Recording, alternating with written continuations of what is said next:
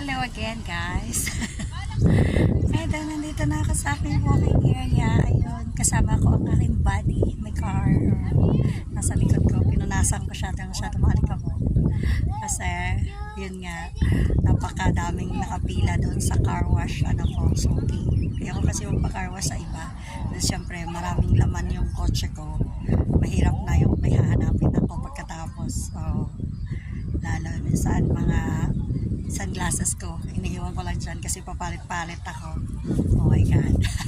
Pag nawala ang isa niyan, ang mahal. Kaya hindi ako nagpapa-car wash pag hindi sa suki ko. Puno may pila pa.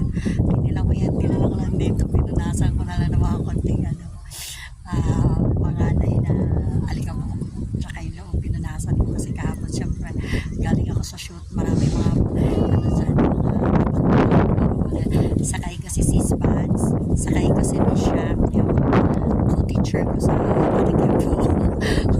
Yun yung aral namin, teacher. So, kasi nga, malapit nang maupo si Pangol as mayor ng Manila. Yan yung story na malapit na din kasi matapos. Kaya siyempre, mas bida.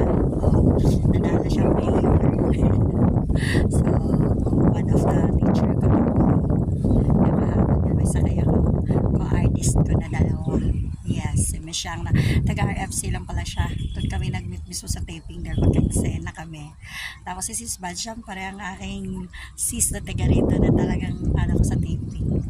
Yeah, kaya yun, medyo pakarwas sana ako. Gusto pila, ayaw ko na nag-iintay. Sayang ang aking oras. Magluluto pa ako pag-uwi dahil walang ulam si Bunso.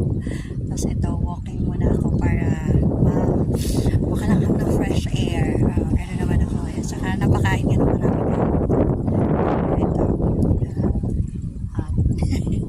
Dami nagpapahangin dito. Kaya para mabilis ako makauwi. Ayun, kotse na ako. Para iikat ko muna kaya ipasyal ko kaya dito sa different area kung saan dito pa ako sa parking. Wala pa ako doon sa walking area. Sa parking area pa ako. Pero kahit na parking area ito, syempre ganda ng tanawin dito. Tsatsaga pa naman kung pumunta dito kung hindi ako masisiyahan. Ganun lang po yun. Lalo doon. Yan. Sa Villar Children's Farm. Sa harap ng pizza dyan. Kaya lang, ayaw ko pumunta dyan pag hindi ko kasama si Bunso. Kasi sayang yung punta ko. May bayad pag pumasok dyan. Kaya gusto ko pumunta dyan. Kasama ko si Bunso. Busy pa siya sa kanya mga laro. Tsaka pag ganito, hindi yan basta masasama ko. Busy yan sa kanya mga ginagawa sa buhay. Kaya ito,